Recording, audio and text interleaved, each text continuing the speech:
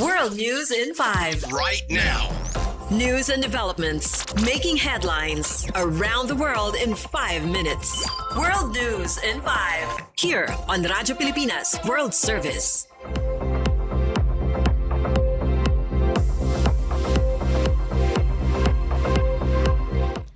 Good day to all of our listeners here on Radyo Pilipinas World Service. This is World News in 5 and I'm your host, Steph Vicente.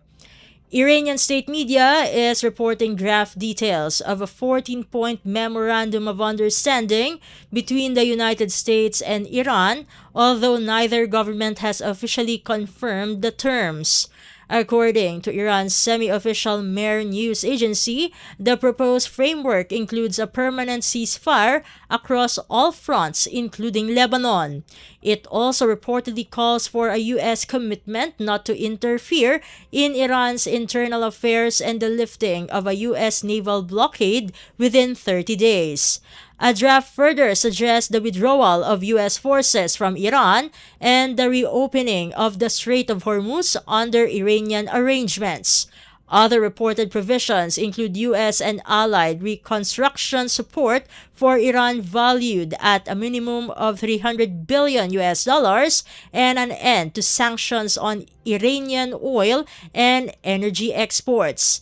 Iran is also said to reaffirm its pledge not to pursue nuclear weapons, while the United States would avoid expanding its regional military presence or imposing new sanctions. The report adds that final negotiations would not begin until some Iranian frozen assets are released, sanctions are suspended, and the blockade is lifted, with any final deal expected to be endorsed by a UN Security Council resolution.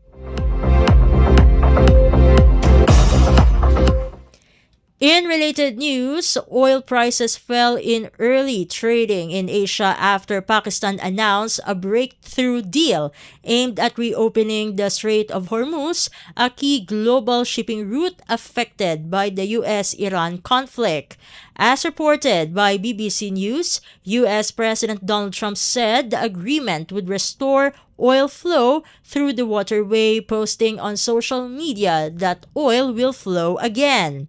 Brent crude dropped about 3.8% to $84.02 a barrel, while U.S. crude fell roughly 4.1% to $81.40. Pakistani Prime Minister Shehbaz Sharif said an official signing ceremony is scheduled for June 19 in Switzerland.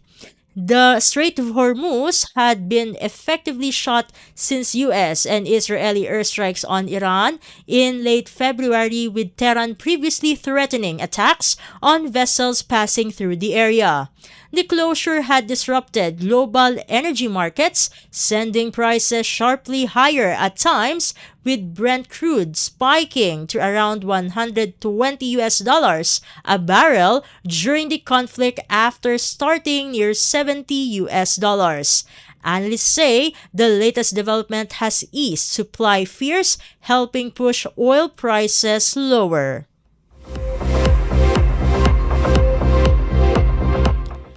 In related developments, Republicans are reacting positively to the reported U.S.-Iran peace agreement, with several lawmakers praising President Donald Trump's role in the deal.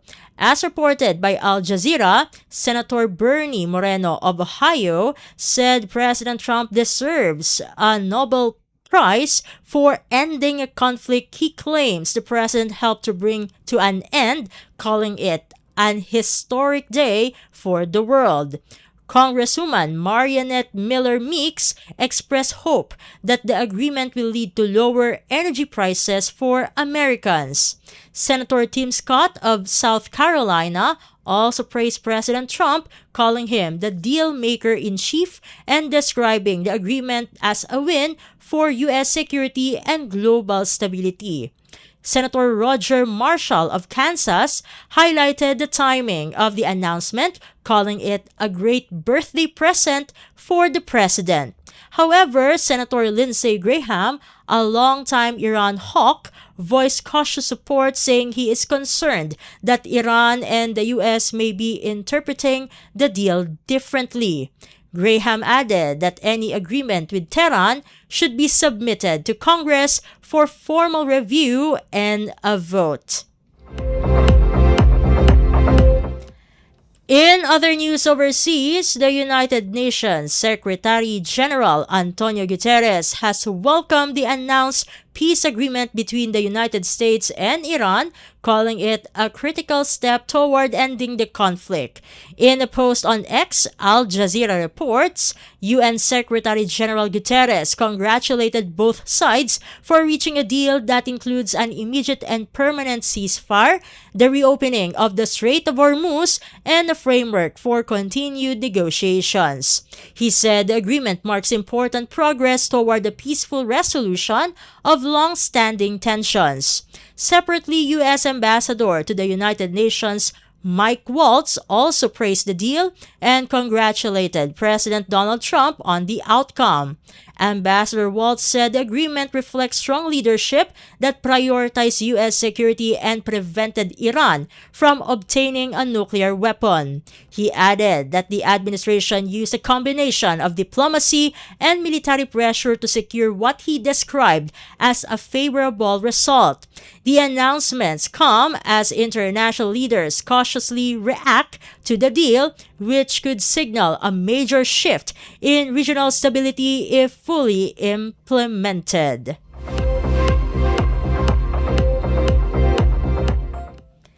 And finally, Royal Marine Commandos, supported by the National Crime Agency and the Royal Air Force, boarded a Russian Shadow Fleet oil tanker in the English Channel early on Sunday in a major 6-hour operation.